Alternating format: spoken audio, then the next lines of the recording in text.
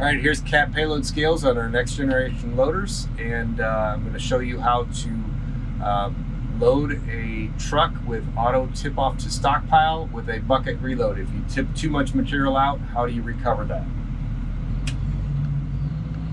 In this case, I'm going to get the first pass in.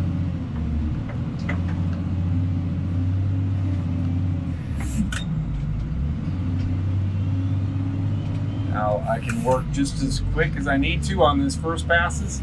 These are on-the-go weighing systems.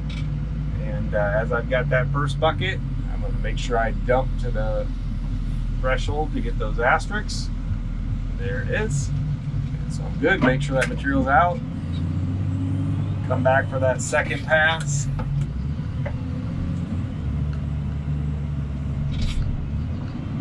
In this case, I just need a little bit more, so I just want to get just a little bit of material, and I want to see how much that is.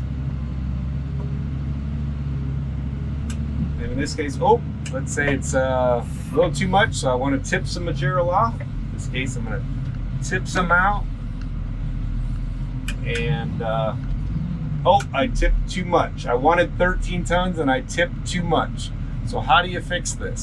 You basically come back into that pile, and you need to get more in that bucket. So go ahead and subtract off that last pass because it was a mistake. You tipped too much out, and so I use that oops button, that -1 oops button. Get a little bit more material now. Got a second chance at this. I'm going to give myself a low-level weigh, come up out of that pile, and see how much material I've got now. Okay, it's too much, still more, and I want to try and hit that target that I was after this time by metering this material. So if I do that, just kind of bring that material on down as I meter it over there, and I'm at my target. So I want to basically carry that away